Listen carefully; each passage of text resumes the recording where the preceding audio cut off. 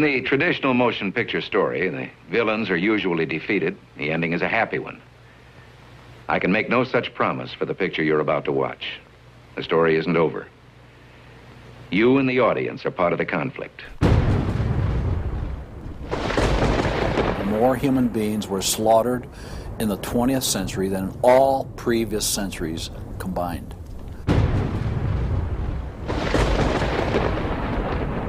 We're talking a congressional record, 135 million dead. Their entire purpose was to detach our culture from any moral anchors whatsoever. You look at the changes in America since 1960, perhaps. The whole culture has been transformed. They're coming out of the belief that the village should raise the child. The village means the government. They have deliberately destroyed the American family, understanding that's the foundational block that builds a society. We've come from Norman Rockwell's America to Hugh Hefner's America. If we lose the Judeo-Christian framework, we're lost forever. The left wants you to think that the cultural changes that have taken place in America since the 1960s have done nothing but progress us forward toward a brave new world.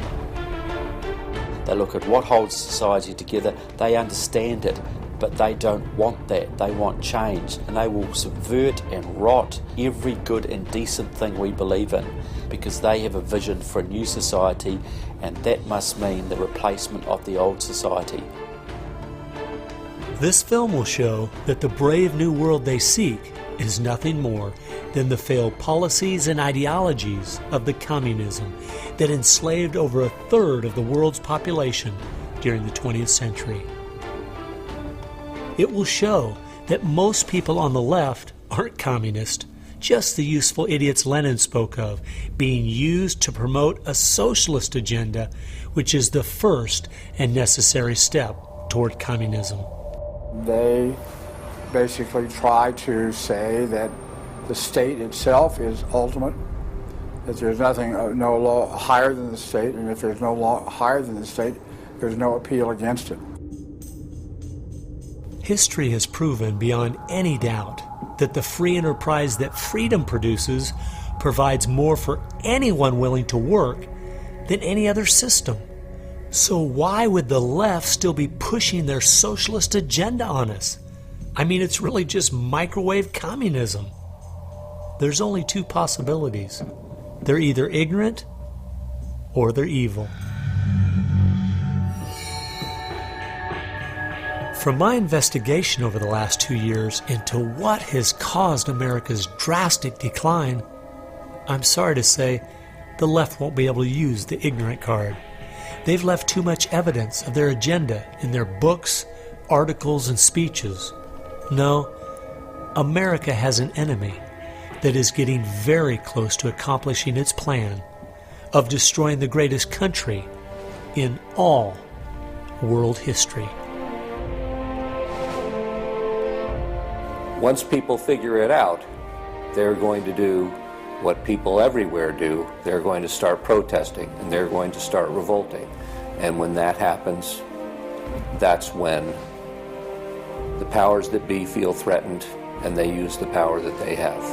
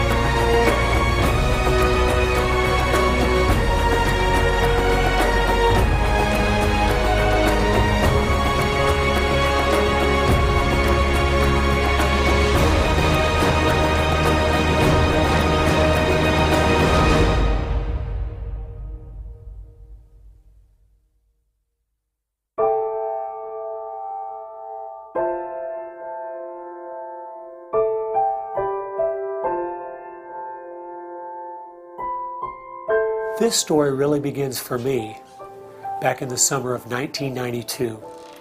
I got a phone call from an older gentleman I knew who was a writer, and he asked me if I'd go attend a meeting for him at the University of California, Berkeley. He told me that the Communist Party USA had recently split over differences of how to best take America down. Some were wanting to still work toward a violent revolution, while others were wanting to focus their efforts on using public policy to subvert America from the inside. He was curious what they had to say. I mean, after all, the Berlin Wall had just come down, the Soviet Union had dissolved, and the whole world was saying communism is dead. So why were they meeting, and what were they up to? I was in graduate school at the time, and the whole idea of slipping in undercover into a communist meeting sounded pretty neat, so I decided to go. The first surprise I had was when I walked into the auditorium. I was expecting it to be filled with college radicals, but instead it was 50, 60, and 70-year-olds, grandparents, professionally dressed with briefcases. And I realized this might be a little more serious than I thought. As the weekend unfolded, I listened carefully as they outlined their plan and agenda, and how they were going to infiltrate the institutions of America to influence us in the direction they wanted us to go. To destroy our families, they wanted to promote cohabitation instead of marriage. They wanted to try to get children away into government programs at the earliest age possible. And they also said they'd like to get behind the feminist movement because they felt it had been very successful in making women discontent with marriage and motherhood. To destroy business, they wanted to get behind the environmental movement. And in 1992, the environmental movement was very modest, but they thought it was the only vehicle capable of creating enough regulation and red tape to discourage business growth. And finally, to destroy our culture of religion and morality, they said, if we can get Americans to accept homosexuality, they thought it would begin to extinguish our traditional moral values Americans held. I remember thinking at the time, this plan doesn't seem very realistic. It's not something I'll need to worry about in my lifetime. It was 15 years later, I was appointed by the governor to be a state representative in the legislature. I'd only lived in my district for 2 years, so I thought it'd be a good idea if I wrote a monthly letter to the editor. Each month I wrote on a different topic. In January 2008, as I was contemplating what to write my letter on, I thought back to the meeting in 1992, and I thought of the goals they'd outlined and where America was today, and I couldn't believe how successful they had been. Our families were totally disintegrating. The environmental movement had become the most powerful force for destroying our free markets, and hate crimes legislation was being considered in Washington, D.C. that made it a crime to even say anything against the homosexual movement. I realized people needed to know what was going on. After I wrote this letter, within days, people were protesting at the Capitol. It was the feature story on the evening news. Controversial comments have state legislators buzzing tonight. After a freshman lawmaker alleges the communist agenda has infiltrated mainstream America. It's the big story, live at 6. And over 40 letters to the editor had been printed in response to what I'd said.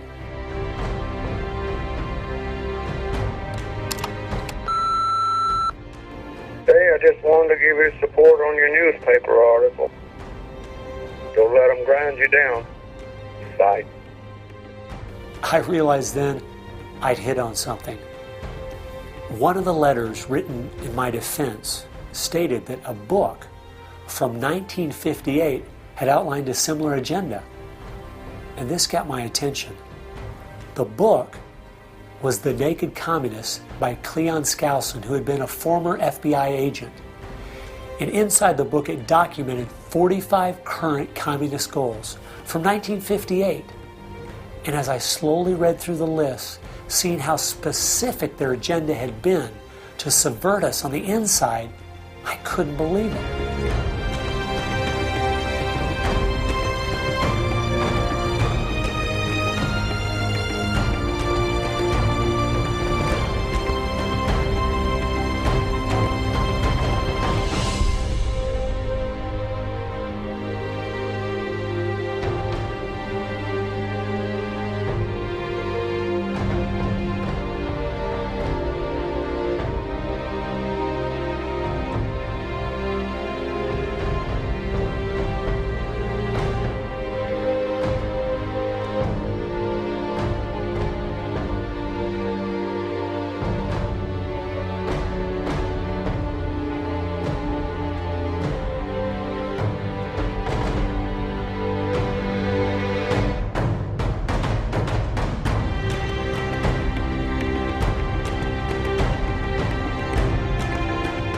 they'd accomplished almost every single one of them, and nobody seemed to be noticing. For at least the last 50 years, they'd been working actively behind the scenes, in the shadows, trying to move our people and our culture in a direction that was designed to destroy us.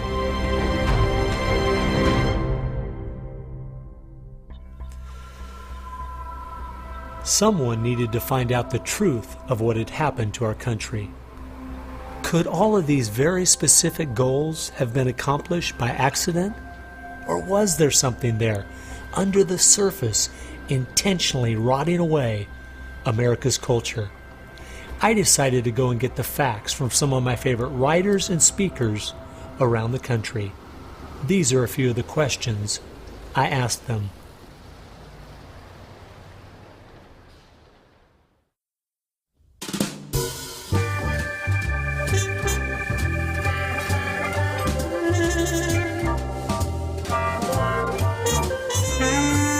The common myth is that communism is dead, but there are more Communist Party members in the world today than there ever have been.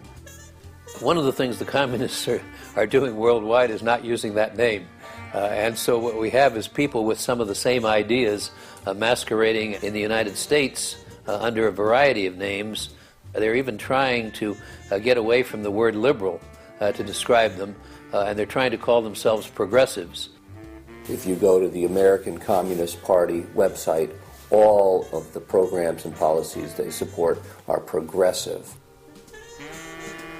So progressives are anything from a hardcore liberal to a communist to a socialist. They all call themselves progressives, and they all have broadly the same values and work together. J. Edgar Hoover is called the masters of deceit. And a good magician raves one hand in the air while he's doing his dirty work with the other hand. And while everybody's saying communism has died, they moved through much of Africa. Communism is resurgent in South Africa. Into South and Central America. Right now, 6 countries in Latin America are now communistic. We have communist China, we have Cuba, North Korea, we have Vietnam. It still dominates behind the scene in Russia. It's still very strong in Eastern Europe. It is strong in the EU. It is strong in virtually every country in the world. Whittaker Chambers said, communism succeeds because most people that promote communist causes are not communist. The useful idiots, that Lenin called them, it gives it an air of legitimacy it would never have if it was identified with communists and communism. So why has it been so easy for them to get people on the left who aren't communists to push forward their agenda? Once I looked at the political scale, it all started to make sense. On the far left, you have 100% government, and on the far right, zero government. Anarchy is no government and doesn't make sense at all. On the far left, you have socialism, communism, and Nazism, all systems that have a socialist form of government with only slight variances between them. Traditionally, Republicans were slightly to the right of center, and Democrats were slightly to the left. In recent years, though, through the radical influence of the media, Hollywood, and the multitude of Marxist professors in our universities, both parties have slid to the left, with the Democrats going so far they have openly joined hand in hand with the radicals. That's why they all work together. All the groups on the left now have the same goal, a socialist America. I thought we were over communism. I thought, okay, we won that battle. The Berlin Wall came down. Ronald Reagan won the day. We've got to look and see how he fought this, because we're fighting it again on American soil. Not hostilely attacking us like we feared in the Cold War. It is from within. And it has no opposition, none. And that's the frightening thing.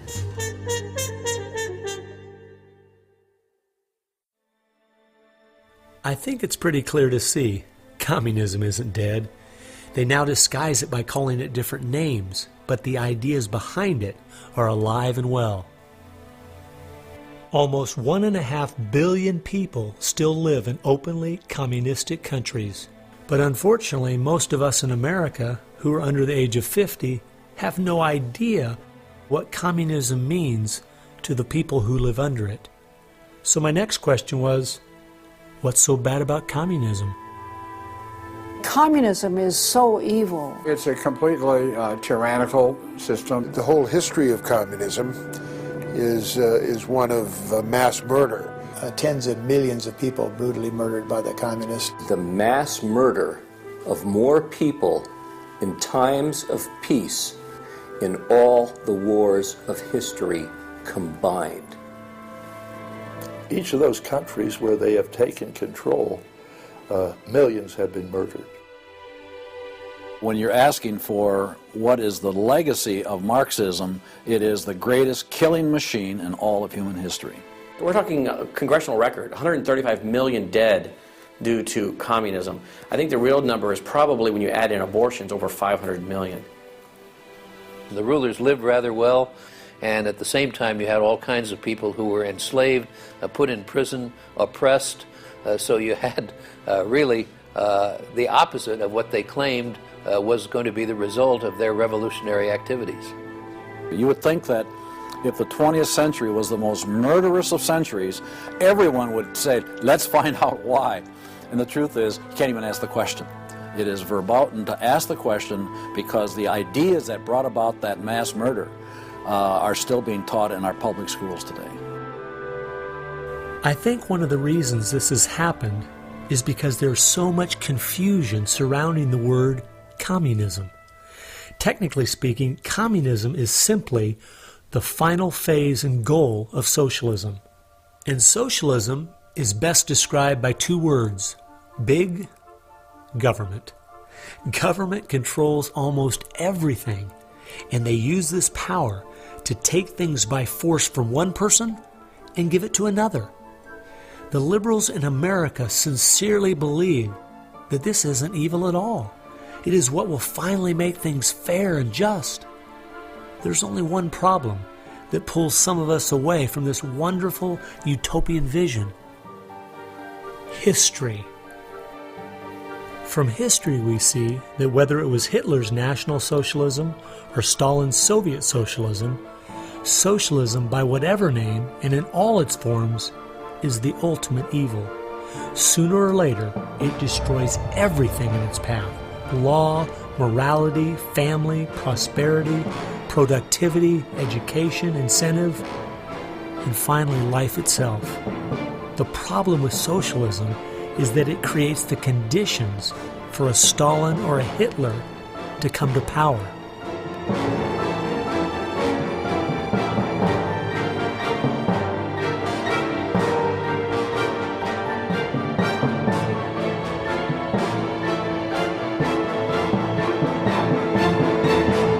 And that's why communism has such relevance today. It's the final destination on the road we're traveling.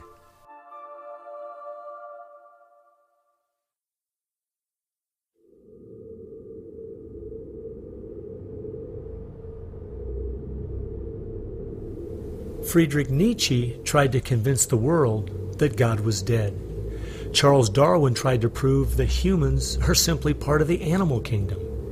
And Karl Marx realized that the philosophies of Nietzsche and Darwin would legitimize his own philosophy of communism. He knew their ideas would justify the brutality and slaughter that would be necessary to implement communism worldwide.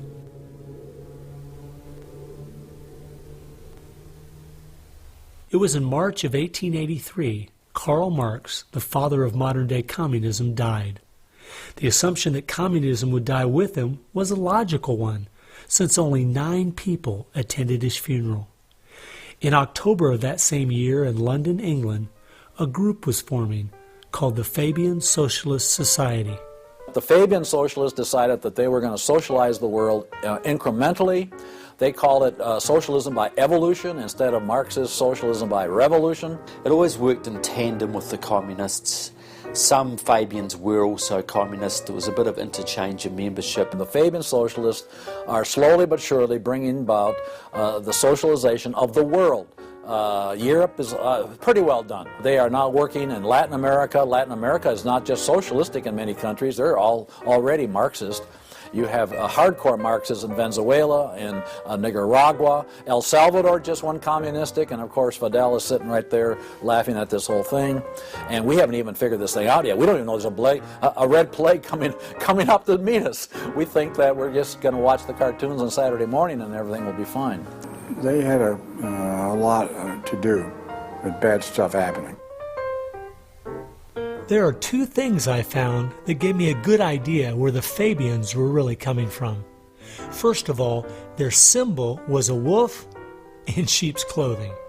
And secondly, George Bernard Shaw, who was a leader in the Fabians for almost 50 years, said, quote, "I am a communist, but not a member of the Communist Party. Stalin is a first-rate Fabian. I am one of the founders of Fabianism, and as such, very friendly to Russia," unquote.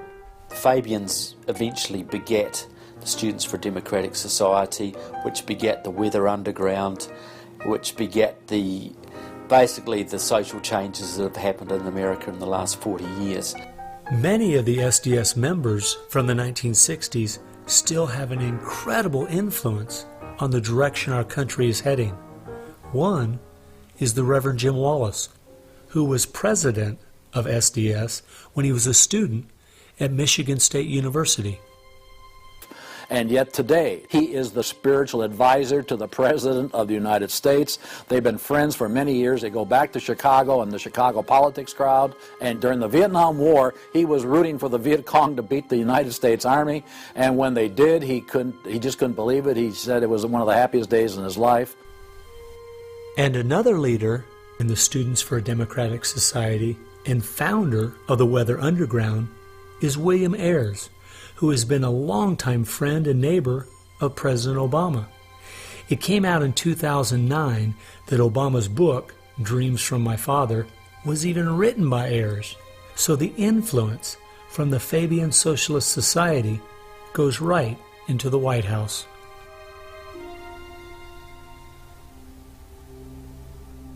The next group I found that has seriously impacted America's culture is the Frankfurt School. The Frankfurt School was a sort of an outpost in America of European socialism. Willy Munzenberg, with a few other Bolsheviks, founded the Frankfurt School. The two leading members are Herbert Marcuse and Franz Neumann. Franz Neumann was, in fact, a Soviet agent. Their entire purpose was to stand the entire educational system of the West, and the United States in particular, on its head. Bertrand Russell, who worked with the Frankfurt School, said, "By using psychological techniques to teach the children, we will be able to produce, quote, an unshakable conviction that snow is black," unquote. They established a school here with the help of John Dewey. He helps bring these German intellectuals to America in 1933, drop them down at Princeton, Berkeley, Brandeis, to go after education and media. Included in those goals were the teaching of homosexuality and sexuality to children, the promotion of excessive drinking, and destruction of religion in the United States. That was a big one. And they basically started the social rot. Willy Munzenberg said, "We are going to make the West so corrupt it stinks." I love spending time with my family, July 4th, baseball, and apple pie, and my mind can't even comprehend that there were groups of intellectuals back in the 1930s plotting and planning how they could make America so corrupt it stinks. There are certain lines and certain limits, and the left has always pushed it as hard as they can, as far as they can, and will protect any pornographer, any deviant, any any negative cultural form they can find, basically to degrade the culture. And that goes right along with the feminism of today, which was part of the Frankfurt School's desire to destroy a patriarchal society for a matriarchal society. In other words, remove the father as the loving provider, discipliner, discipler, leader of his home, where you instill virtues and integrity and modesty. That's been broken down on purpose because they knew if they could destroy the family, they could destroy a nation. And instead of having a father who leads and disciples and protects the home and provides for the family, the government steps in as a nanny state. The Frankfurt School developed the concept of cultural Marxism. Penetrate the culture, take it over, and then everything else will follow. And of course they did that, and today we've had a complete cultural revolution. As many people in America are familiar with the phrase "make love, not war," that actually came from Herbert Marcuse, who was with the Frankfurt School. So these guys went after education, they went for media, and they've been very successful in changing the entire worldview of Americans through what they call political correctness, but it's really cultural Marxism, with the goal being to destroy Christianity, then create chaos, and then move to their ultimate goal, which is from cultural Marxism to traditional Marxism, which is socialism. Most of the strategy to remake America from within started with Antonio Gramsci, who wrote over 2,000 pages back in the 1930s outlining how to take a Judeo-Christian culture down from the inside. The plan he suggested has been the main focus of the left ever since. Antonio Gramsci was a neo-Marxist philosopher. Antonio Gramsci was an Italian communist. Antonio Gramsci is probably the biggest troublemaker in the world. He's probably got more responsibility for our social ills than anybody else on the planet. He knew of the importance of undermining the morals in the character of this country.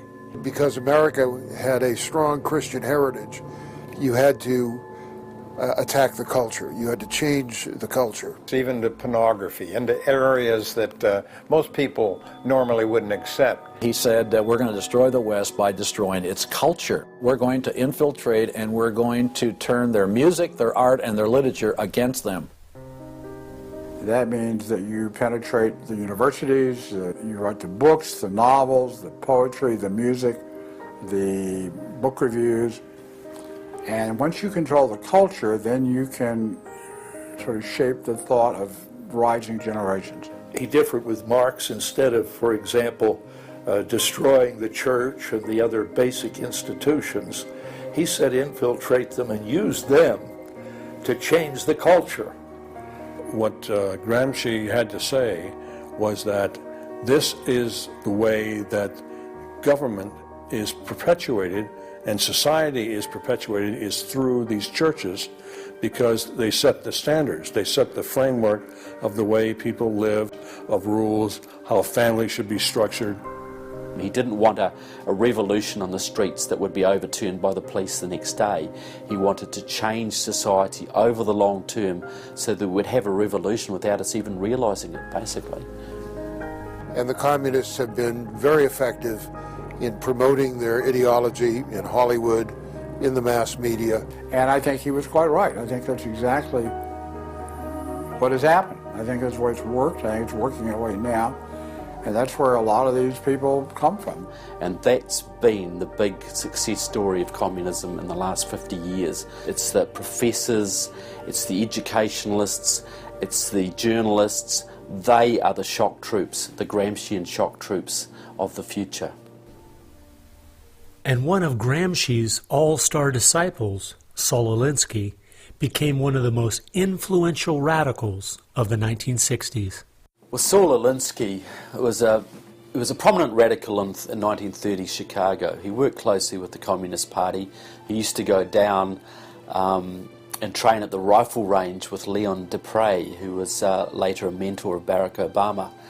And they used to train to shoot because they knew the revolution was just around the corner. But that didn't come, so he got a bit more subtle. Well, Saul Alinsky called for a community organizer to stir things up, to create agitation. In fact, he said, you'll be accused of being an agitator, and that's exactly what you are. He wanted the haves and have-nots fighting with each other. It wasn't until I was watching an old film from World War II that I realized what the left has been doing in America to pit the poor against the rich, blacks against whites and the young against the old, is the same tactic Hitler used to disunify Germany. You see, they knew that they were not strong enough to conquer a unified country. So they split Germany into small groups. They used prejudice as a practical weapon to cripple the nation. Remember that when you hear this kind of talk. Somebody is going to get something out of it, and it isn't going to be you. And they use the conflict as justification for more government to stop the chaos. So they create the chaos, and then they step in as a solution to the chaos. And as Francis Schaeffer said, once this chaos comes, most people will willingly give over to an authoritarianism because they don't want the chaos. His book was kind of the field manual, if you will, for these activist organizations. Which President Obama studied and taught at a workshop for 4 years in Chicago as a community organizer for Acorn. As I was reading through Rules for Radicals to see where he was coming from, I just happened to take a look at the dedication in the front of the book. And this is what I saw. Quote, "Lest we forget at least an over-the-shoulder acknowledgement to the very first radical, the first radical known to man who rebelled against the establishment and did it so effectively that he at least won his own kingdom. Lucifer." Unquote. Saul Alinsky from Antonio Gramsci has had an incredible amount of influence on our president and on our society, and he dedicates his book openly to Lucifer, Satan. I think that says more about where their ideas and plans are based than anything else. You asked what Saul Alinsky's impact is on the leftist movement today, and it basically defines it. It defines it. Saul Alinsky took the best of Gramsci and the best of the Fabian socialist ideas, combined, repackaged, and sold them to the 60s radicals. After studying Alinsky, Richard Cloward and his wife, Frances Fox Piven, came up with what is today known as the Cloward-Piven strategy.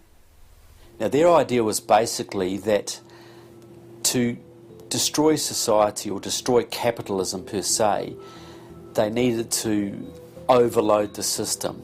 The idea was to get everybody you possibly could on welfare, to get everybody you possibly could basically milking the system in some way or another. It was called the crisis strategy, and it became very well known by activists and radicals in the 60s. They published an article in the May 1966 issue of Nation magazine called The Weight of the Poor, in which they outlined their strategy. Rathke read that article, and Rathke ended up starting what we now know today as Acorn. And of course, Cloward and Piven had been studying Saul Alinsky. So Antonio Gramsci gives us Saul Alinsky. Saul Alinsky gives us the Cloward-Piven strategy, this husband and wife that said, hey, let's collapse the American economy by implementing so many entitlements, so much of a welfare state at collapse. Rathke studied the Cloward-Piven strategy. He starts Acorn. And of course, Acorn gave us Obama. And to show what a small world it is, Wade Rathke, who started Acorn, was the draft resistance organizer for SDS, the group the Fabians started. They've used that strategy ever since to expand voting rolls, to expand welfare rolls wherever they can, basically just to overload the system, to increase the tax burden on the middle class, and basically bring capitalism one step closer to destruction. I guess we shouldn't be surprised that we still have open borders, that so many people are dependent on the government, and that the left keeps pushing these programs when all they've done is tear apart the black families in America and create generational cycles of poverty. The last group that has worked alongside the Fabians and the Frankfurt School using Gramsci's approach is the Communist Party USA. Probably the most important book on this subject is called Towards Soviet America by William Z. Foster. William Z. Foster was the head of the Communist Party himself. He ran for the President of the United States in 1932, but in the book, Towards Soviet America, he literally lays out chapter by chapter by chapter what is entailed to bring about a USSA, not just a USSR. Two of the movements they started in America have played a significant role in tearing apart our families, in breaking down our morality. Betty Friedan is credited with really starting the feminist movement in this country. The purpose really was to attack full-time homemakers, to get them out of the home, to make them think they live dreary lives, to make women feel they are victims. It's the science of victimology. And that is so unfortunate, because the American woman is the most fortunate class of people who ever lived on the face of the earth. And to try to tell them that they are victims of an oppressive, unjust patriarchy is just a grievous lie. But unfortunately, they are teaching young women that and have been doing it for many years. While Betty Friedan was pushing her book, Feminine Mystique, she implied that she was coming from the point of being a frustrated housewife herself and just wanted to be a help to other women. But later in the 1990s it came out she was in fact a radical propagandist for the Communist Party and a staunch supporter of Stalin. So when she had described the American family as, quote, a comfortable concentration camp, unquote, it wasn't because of her experience at home, it was because she was just doing her part to dismantle our families. I'm a student of communism, and the communists set up various groups in various societies. Their society that they set up to promote homosexuality in this country was called the Mattachine Society. And it was founded by Henry Hay, a leading member of the Communist Party. So since I was studying communism and teaching on the issue of communism, you just follow leads, and all of a sudden you realize, what is this Mattachine? I've never heard of this Mattachine Society. Well, it was Henry Hay's organization set up to infiltrate the culture of the United States to make homosexuality normal. It's always been a movement dominated by the left. It's all these so-called isms. You will find there's a communist or a socialist behind every one of them, and you'll always see their targets. It's basically the traditional family unit. The war is still against the family.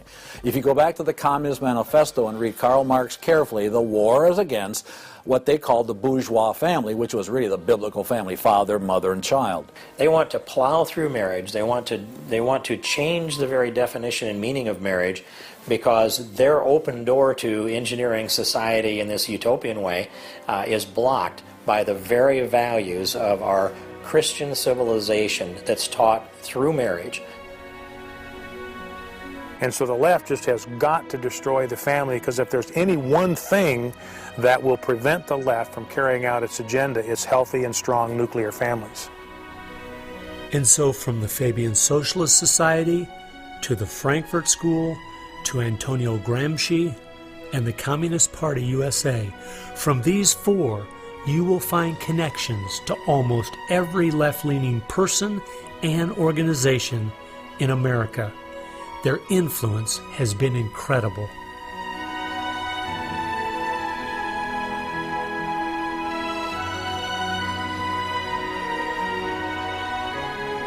It was in the 1960s, all the groups on the left seemed to realize Antonio Gramsci was right. In a Judeo-Christian society, you will never be able to persuade people to rise up in a Marxist revolution and start killing each other off. The only way to take the culture down is through penetrating the institutions of influence to change the people from within.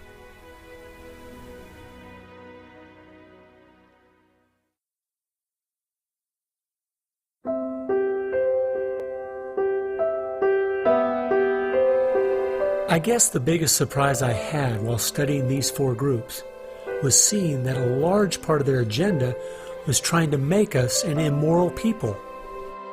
The communists knew in the 1930s and since that time And the leftists know today that if you can break down the cultural traditions, the basic rules of morality, then it's much easier to move people in different directions that are counter to the good of society.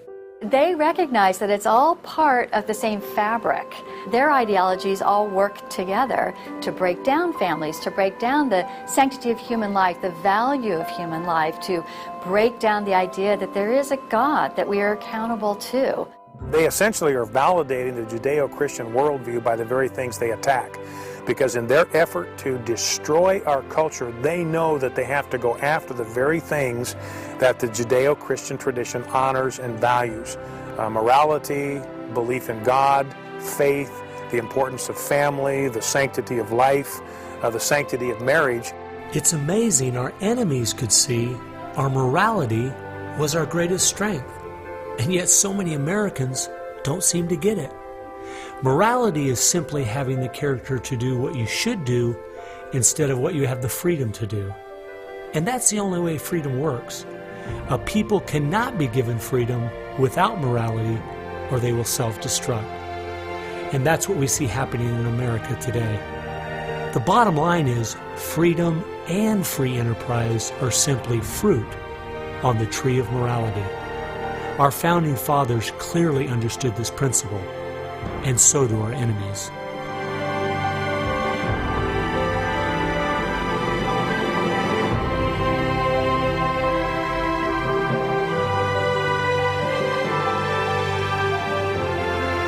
There is an important fact we need to face. If we had Ronald Reagan as president, low taxes, and a strong national defense, the ship certainly wouldn't be sinking as fast as it is now, but it would still be sinking.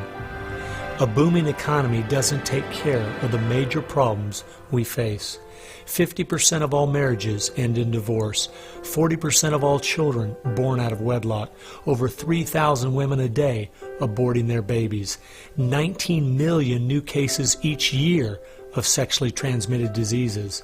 Schools that teach the children everything is relative. There is no right or wrong.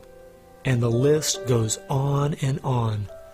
I recently read in our local paper that over the last 12 months, almost 7% of all high school students in my state tried to commit suicide.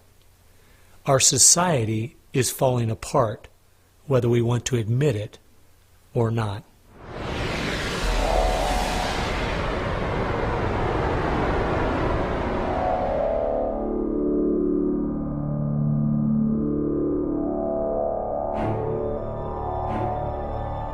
Karl Marx had the insight to see that dethroning God and destroying capitalism went hand in hand. As you attempt to dethrone God by erasing the morality in a society and destroying his institutions, the family and the church, you are destroying capitalism. Because as the families fall apart and the church loses its influence, society starts to crumble. And then government has to expand to pick up the pieces. The question, as Whittaker Chambers put it, was God or man? God or man? Karl Marx was an atheist. Marx's philosophy was that people existed for the benefit of the state. What Marxism did and does, and all the other isms of the modern era, is to try to dethrone God by deifying man. You have to discredit God. He's your competition. The 20th century ushered in several ideologies that sought to devalue God and elevate man. Communism, relativism, humanism, they all deny that there's a God, and they claim that by doing so they're really elevating man. But if you look at how each of those philosophies end up working out in real life, there are always some classes of human beings that don't deserve the same value or rights as anyone else. To turn it around, to believe in freedom, the way we have been raised, you have to believe that there's something precious about every human person. And of course that's from the Bible. Imago Dei, we are all created in the image of God. Therefore, Every human being is entitled to respect and dignity and freedom, and that is distinctive to biblical religion. You don't find anywhere else. Almost all the ideas that have made America such a unique and great country our founding fathers got straight out of the Bible. I guess that's why the left only has a problem with one religion, biblical Christianity. They never complain about separation of church and state when it comes to Islam, Buddhism, Hinduism, or any of the other religions. In fact, a couple years ago, the Dalai Lama came to my town, and during the school day, at taxpayers' expense, thousands of our local school children were bussed in to hear him talk. I wonder if they would ever do that for someone like Billy Graham. No, they must destroy the Bible's influence in America so they can step in with big government in its place. It's an age-old question. Are we going to believe in God, or are we going to play God ourselves?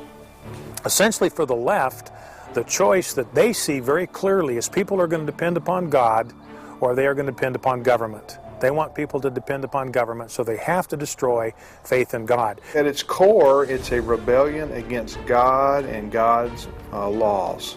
And that's what the battle is about. That's what the assault is on. That's why Christianity is a target. And that's why we saw the gulags in the Soviet Union. We saw the concentration camps in Nazi Germany. And all the ideologies that elevate man end up devaluing certain human beings. Dictators of the left, Hitler, Stalin, Mao, Castro, and all the others, always have come to power by acting like they're going to change things to make it better for the people. Yet history has shown us the devastating results that have happened every single time. There is no example in history of big government that didn't abuse its power over the people. But people who have believed in the God of the Bible and that our rights are a gift from Him to everyone have always stood up for the preciousness of every human life. You look at those who have fought for true human rights throughout the ages, and it's those that do have a strong faith in God, those who fought against slavery, and those now today who are fighting for the sanctity of human life. Like the Declaration says, we hold these truths to be self-evident, all men are created equal. Aristotle didn't believe that. He said, no, some people are born to be slaves, and some other people are born to rule over them. And the reason that you and I know different, and it's not because we're smarter than Aristotle, he was a smart man. But we have something he didn't have. We have the Bible. And so, therefore, that's where we get these ideas. And from pagan antiquity or neo-paganism or all the modernisms, you get the opposite. After studying this topic for the last 2 years and reading literally hundreds of their books and articles and speeches, I've come to the conclusion, whether the left knows it or not, their plans and goals can all be summed up very simply. They are at war with God. A people that are moral and believe their rights come from God would not only never want what they're selling, but would also never need it. And they know that.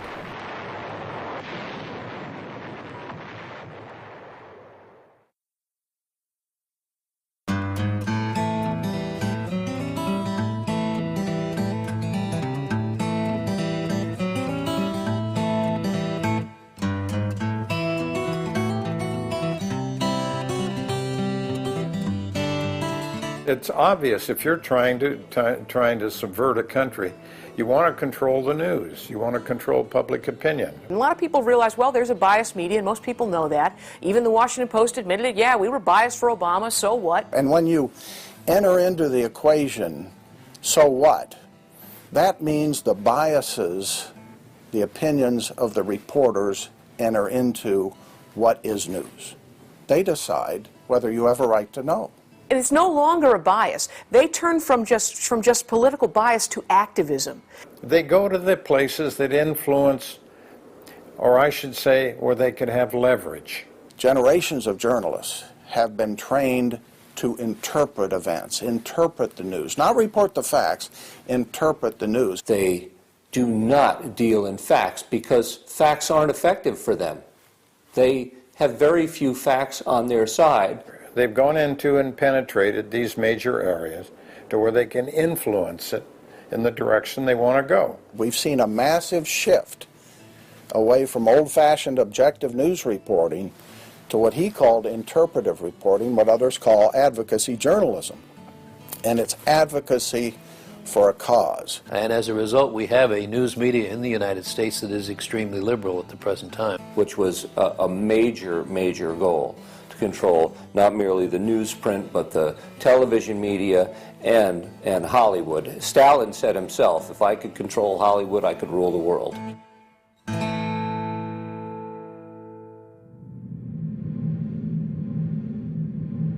Children are always the first targets of anybody trying to bring down a system.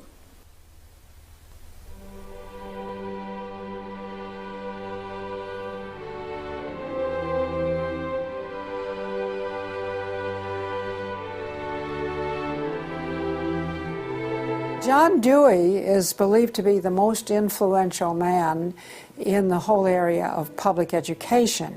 He went to Russia in 1928 to help study the Karl Marx way of education and bring it back to America. Dewey was an atheist. He was a socialist, a humanist. He was part of the Socialist Society in America, helped found that. What he believed in was that education should socialize the child to make him a willing tool of the state. It might be surprising to some that the man who is still idolized as the father of public education in America is the very man who did everything in his power to dumb down our children so that they would willingly accept his vision of a socialist America. It started with Dewey in the early 1900s. It expanded, really expanded since the 1960s. The hard left gets control of the teachers' unions and the training colleges. If you've got those two institutions, you can pretty much dictate all educational policy. The people who were demonstrating against our country and against our government in the 1960s have now become tenured professors in the universities. So they're the ones who are writing the textbooks, teaching the teachers, running the teachers' colleges. And it's self-perpetuating, because once you have the universities, then you train more cadres and more and more and more. And they discovered that they could do more to remake our country by going into the schools than they could by throwing bombs. I believe the average patriotic American underestimates the importance and influence education has on their children. That's how the large majority we had in 1980 to elect Ronald Reagan in a landslide has been lost. It's not because the other side has had lots of children. No, they're aborting theirs. But instead they're capturing ours through the propaganda they teach them, 7 hours a day for 13 years, and even longer if they attend college. We are losing most of our children to the other side because of the anti-American, anti-God, and anti-free enterprise rhetoric they are filled with in the government schools. Government schools are not teaching basic reasoning processes. They're not teaching logic. They're not teaching actual data of history and science and mathematics. And if your education is rather limited, then you're inclined to believe that government can be the solution to your problems. When you look at the desks in the schoolroom, you'll find 4 together, or maybe a table, they sit around a table. Independent desks are very rare in most classrooms because they don't want to promote the self-sufficiency, independence, mindset. You go back to William Z. Foster in his book, Towards Soviet America, you will see how he has a whole chapter there on how we have to supplant education in this country and ultimately force every student to attend public school. That's the other thing. I hope the homeschoolers catch on to this. The homeschoolers and the Christian day school movement are going to have some very rough times ahead of them because the public school crowd cannot afford to have any competition. And they're being given plenty of competition by the homeschoolers right now. You see the effects of that in lowered educational standards. There's no more studying of the classics or studying of the civics or, you know, how the US Constitution was formed. It's all progressive education. It's all based on the identity politics, the isms, the current trendy isms, environmentalism, racism. They're training them for the collective, and a collective mindset and a dependency mindset. And it seems that they, again, want to have people be uneducated, so then they do become wards of the state. They're dependent on the government to provide everything for them. It's under 10% of kids believe that there is an absolute right and an absolute wrong. And why are we surprised? We've sent our kids into this government system that indoctrinates them, that teaches them about tolerance and diversity and multiculturalism, and not about reading, writing, and arithmetic, not about what our founding fathers had to say. It's consequences. Few would argue that the education the children are receiving in the public schools is pathetic at best. But with the amount of tax dollars we spend each year, over twice as much as it would cost to send the students to private school, why do we allow this to continue? The group that my investigation led me to, that seems dedicated to making sure the children don't get a good education, was a real shocker. The schools are pretty much controlled by the Teachers Union, the National Education Association. If you look at their platform and goals, you would think they were a socialist or almost communistic organization. They are for the entire feminist agenda, starting with abortion on demand, tax-funded abortions. They're for the whole gay rights agenda. They're for the whole globalism agenda. They are extremely anti-parent. It is an effort to get the children to abandon the values of their parents. National Education Association has no patience, tolerance, or use for traditional teachers. They're looking for people who want to be agents of change. They want to throw out all the lessons of history.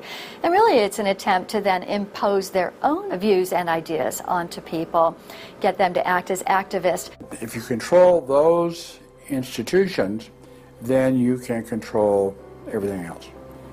It's all public schools, all for their jobs, and they have gotten behind all of the radical kinds of curriculum that's being introduced. They're for it 100%.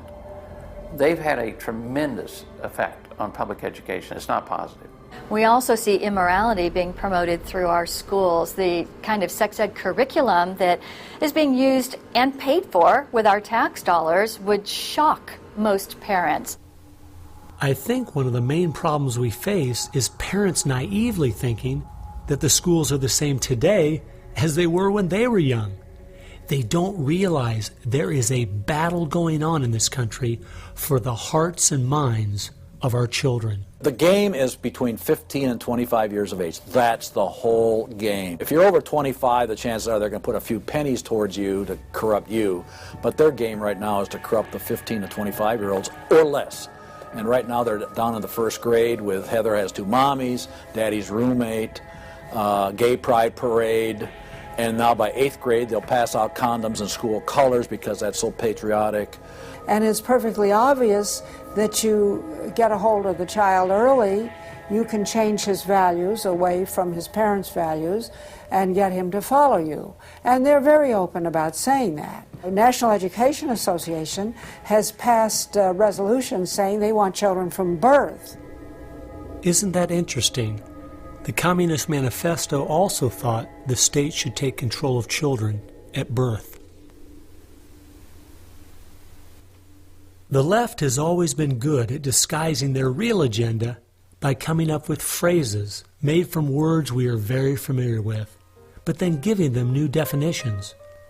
Social justice is the current phrase of choice and is being used to teach children the failed Marxist ideas of yesteryear are what they should strive for today. We see social justice curriculum today, which is the buzzword for communism, socialism, Marxism, which Bill Ayers is teaching. It's in many of our colleges, and the social justice curriculum is being taught in high schools all over the nation. Justice is good.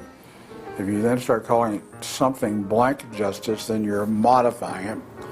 And what it really means is, I think, taking from one group of people and giving to another group. So I would call it socialism. And it's used to break down the differences between the way things are done and the way it should be done.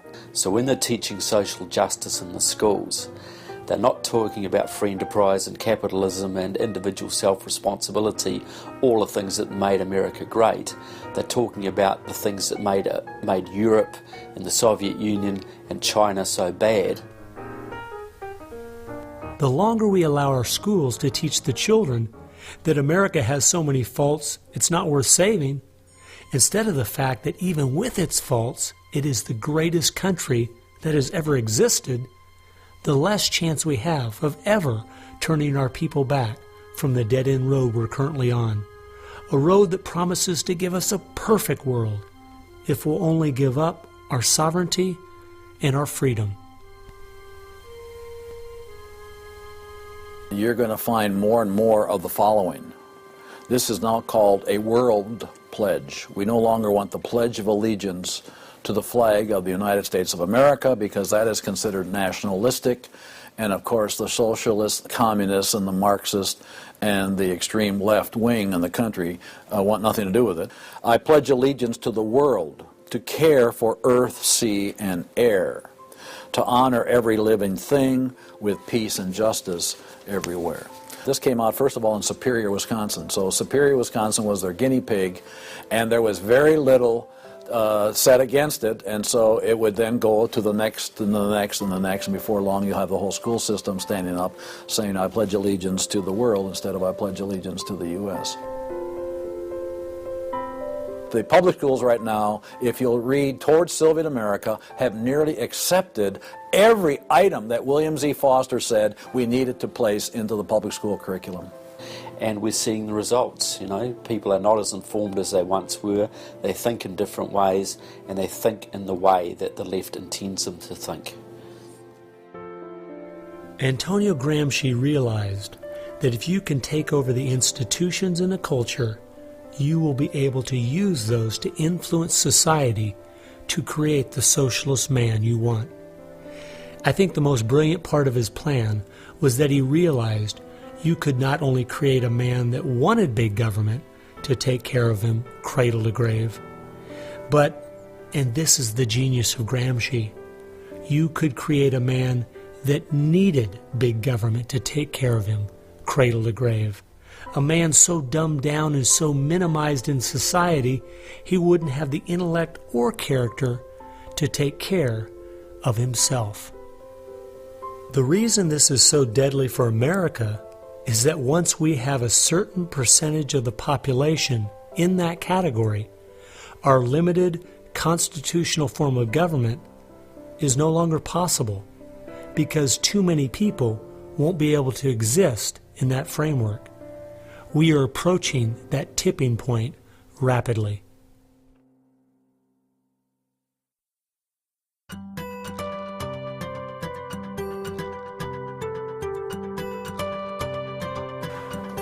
If you can persuade people that government should be in control of the distribution and use of energy, you can persuade them, or rather, you have persuaded them of the necessary and sufficient condition for government control of the most intimate aspects of our lives.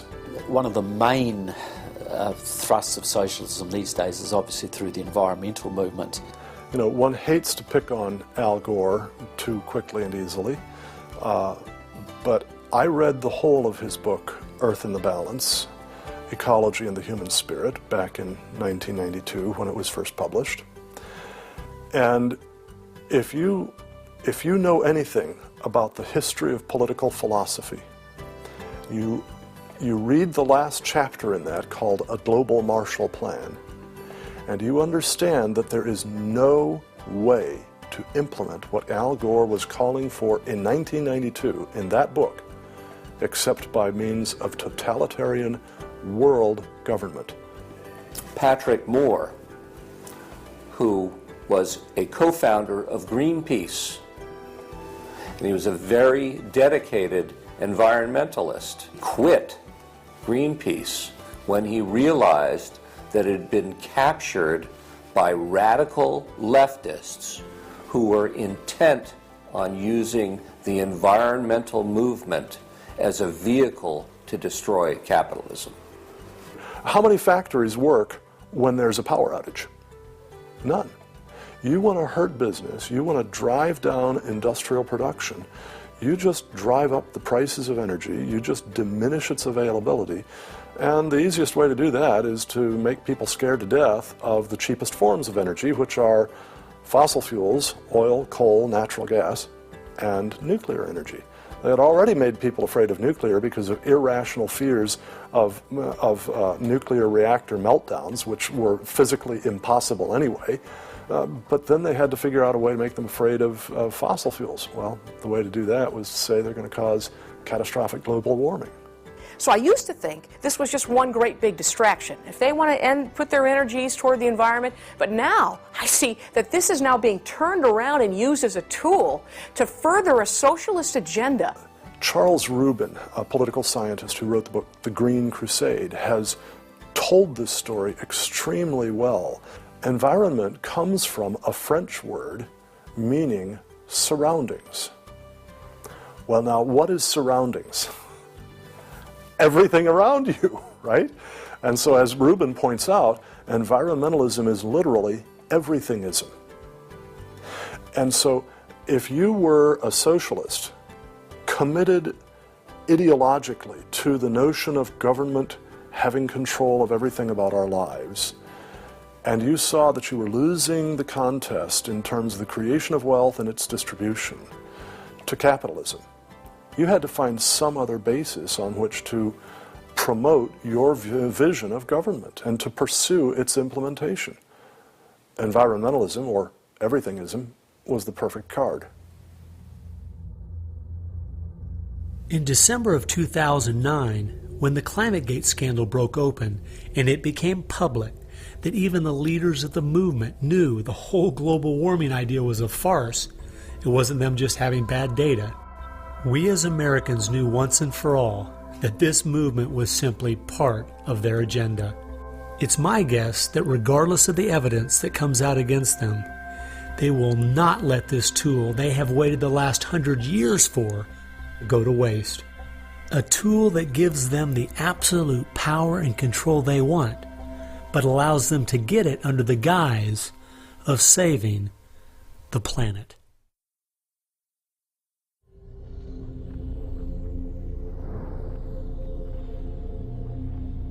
He was born of left-wing parents. He was mentored as a young man by a Communist Party member called Frank Marshall Davis.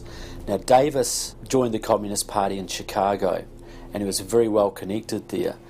So young Obama eventually wound up in Chicago, and he started working with the very same people that had been working with his friend Frank Marshall Davis. All of his associations have been with people that are way left of center, hardcore left. And he's doing nothing more than what is predictable based upon that background. The nicest word for his agenda is the socialist agenda, and we could go on down the line of the other descriptors of the types of an economy and a society that he's building. It's all the things that Gramsci wanted to use for social change. Yeah, he's the epitome of the movement. If you think there's no way that so few could be so effective, consider this. When the Communist Party USA split in 1992, the group that formed was the Committees of Correspondence, and it was their meeting I attended that summer at Berkeley. As I started researching that group, I saw that many of the same people who started or have worked with the Committees of Correspondence and its sister organizations were the same people who were involved with President Obama's campaign and administration. I found file after file on Trevor Loudon's website documenting with footnotes and photographs these connections. The radical left has been so successful, they have persuaded the American people to put one of their own in the White House. Socialism and Marxism go together like Mary and Mary's little lamb. The general populace knows very little about what the socialists are up to. If you're going to find socialism, you're going to find the hardcore communists right behind it. One of the main avenues has been through what they call the Congressional Progressive Caucus. 20% of the US Congress are members of this organisation. They have chairmanships of most of the major House committees and are easily the single most powerful bloc in the US Congress. And virtually all of them are tied to either Democratic Socialists of America, the Communist Party USA, or other radical organisations. We're literally at this very time watching what's transpiring and has been going on from the Fabian socialist point of view from 1883 to the present. So these guys don't give up. And they're going at a breakneck speed because they know they've got an opportunity now to change America in a way that can never be changed back. And they're going for broke. The Bolsheviks, they're just waiting in the woods and they're just smiling like you can't believe.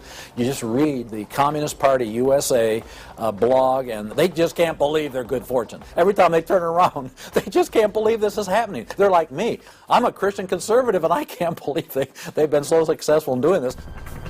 The left has started multitudes of foundations and nonprofit organizations, many of which are using our tax dollars to grind America down.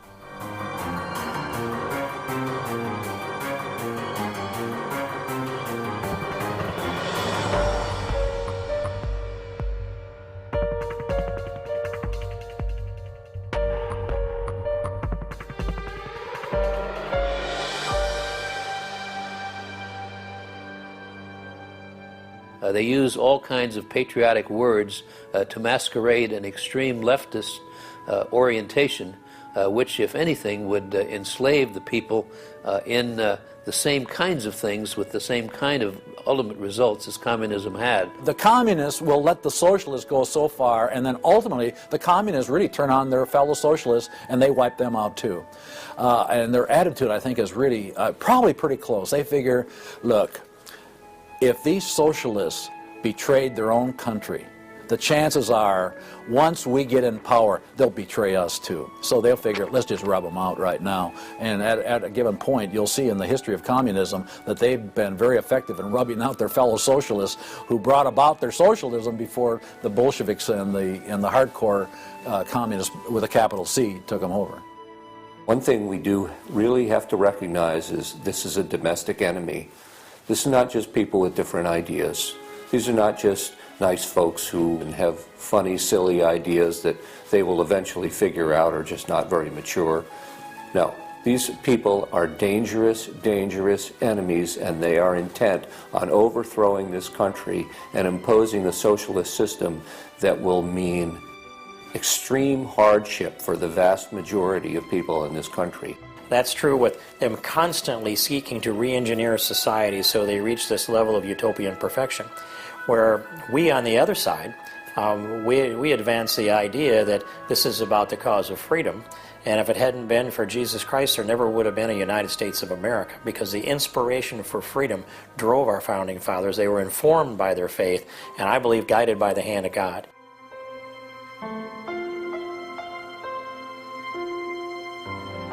No. No. Perhaps treacherously close. It is never over until it's over. When the fat lady sings, isn't that the slogan? And when the fat lady sings, it's over. Now, she might be clearing her throat. We saw the great country of Germany in the 1920s brought to its knees. Hitler came into power and destroyed the country. We see countries like Zimbabwe in Africa, which was once a prosperous breadbasket, now just wrecked. Argentina was destroyed by the socialist Perón in the 50s. It was one of the richest countries in the world. So, no, we're not at the point of no return, but it's getting pretty late in the day. There's no time to be casual, that's for sure. We've spent too many years thinking because we have Republicans in office or the stock market is doing well that everything's okay. This is why the left has gained so much ground. It doesn't matter who's been in office. They've just continued pushing forward with their agenda. Well, I believe this is our last chance to push back.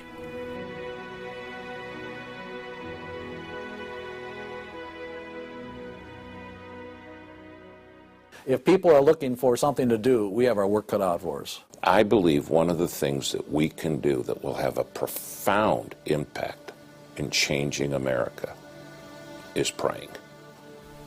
Well, as soon as we get off our knees, we need to get on our feet. Become educated about what's going on in the country. Spend time reading. Understand their philosophy and their goals. They have to master this documentary. They have to go over it a dozen times. It might be having a monthly movie night with family and friends, watching one of the many great documentaries out there about what is going on in our country. One of the things that I think people in the United States who believe in our country, believe in our values, can do, quite frankly, is stand up for those values, to make their views known. And there's times that you got to speak up, and you've got to call things what they are. We need to be willing to be criticized and to not be silent because of the criticism. It was Martin Luther who said, if we're faithful on all battlefronts besides, it's precisely where the battle's the hottest, then we're traitors to the cause. I like the quote by Abraham Lincoln, who said that silence makes cowards out of the best of men. And we got a lot of people that need to be speaking up right now. We have an obligation to speak the truth about the policies that are taking us 180 degrees from God's will. Expand within your church. Expand within the people you have contact. Bring them up to speed and knowledge on what's going on. We need to organize those around us by simply mobilizing the unique groups of people we are in contact with and being their source of information. We can have an extraordinary effect. Lenin said that the organized minority will beat the disorganized majority every time. Why should we be buying products from companies that are going to fund organizations that attack our values? They need to be really smart in using the mass media. They might want to blog. Using the power of YouTube and that sort of thing to educate as many people as possible. A good YouTube video can reach millions of people. And if Susan Boyle can do it, why can't we? If you do the right kinds of things on YouTube that are creative and do them frequently, you can drive a message through society, influencing millions at almost no cost. We need to be the people who graciously but consistently make contact. And express to those folks we elected what we want them to do, and what we believe in, what we think is right. And if they don't follow those things, then we need to make efforts to get them out and get other people in that will. Pick the good ones and stick to them. Don't waste your time on people who won't stand up for their country. All the others are making contact. The people who really want to honor America need to make contact. We also need to be influencing our own families. We've got to teach our own children and grandchildren the difference between truth and error, why they believe the things they do, and the true source of America's greatness. If what we're talking about is true, the most important thing we can do is protect our young, because that is where all of this is leading. They need to get that younger generation under their belt. And more parents are going to have to say, they're just going to have to sacrifice and take responsibility for their kids' education, because that's really where it starts, to impart that belief. The Southern Baptists, we're seeing that 85% of their kids, after they get out of their home, are essentially rejecting their faith, rejecting what they were taught. And of course, I think the reason for that is because their parents didn't have a lot of influence over them. I believe the public schools are the greatest cultural influence in this country. You homeschool your kids or get them in a Christian day school. If there is any way at all, homeschool your children. Homeschoolers out-test everybody. Our children need to be taught from Scripture a properly biblical worldview. That requires time. It requires effort. It requires purpose. Our minds should be the sharpest minds in the world. We need to work within our family to educate our children on what kind of country they live in and build their faith, and then get involved. The left has been working for decades to push us away from God and His laws, and we need to be willing to sacrifice whatever it takes to turn our country back to Him. Throughout our history as Americans, though, there has always been a great price to be paid for preserving, protecting, and defending this great land. The people who built America paid a great price. The people who went to war for our nation, boy, did they pay a price. And one of the American values was, we will pay a price for what is right. We will give of ourselves, even if it requires the giving of our lives. That was an American value. That's why it is such a heroic and honorable thing when a soldier defending us pays that price. That's like when you go to Arlington Cemetery in Washington, or the Tomb of the Unknown. You stand there and you say, this is America. We were the people who so believed in these values that it's an honor to stand for, even if it can cost you your very life. One thing I think we do need to remember, though, is that as we look at those we consider to be heroes in the past, they weren't people who just went along with the status quo. They weren't people who were just saying what was accepted at that time in history.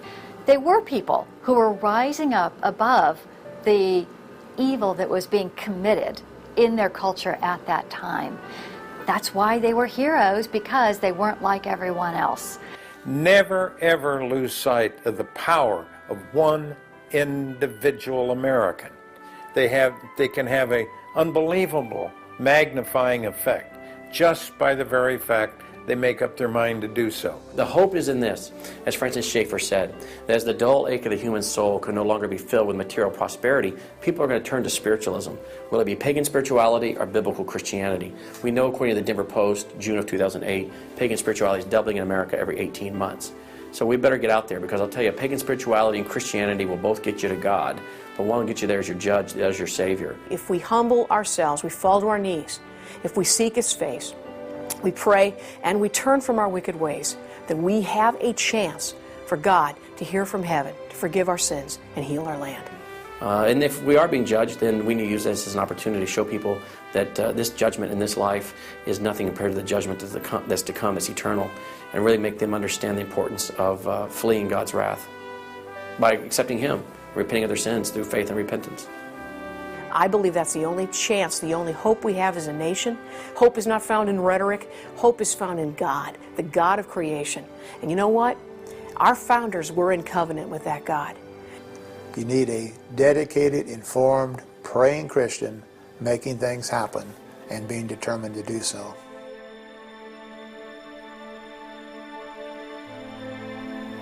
Time has only allowed me to present a fraction of what I found. The reason I called this film Agenda is because I wanted to make a clear distinction between what I was researching and all the conspiracy theories out there. The dictionary says a conspiracy is an evil plan formulated in secret by two or more persons, but an agenda is simply a list of things to be done. At every turn of my investigation, I have found agendas by people and groups of the left outlining their plan in their own words. They've been doing most of this right out in the open. Some of you might be thinking, these Marxist ideas aren't the most serious threat we face. What about militant Islam, our open borders, the national debt, or even China? Well, I agree.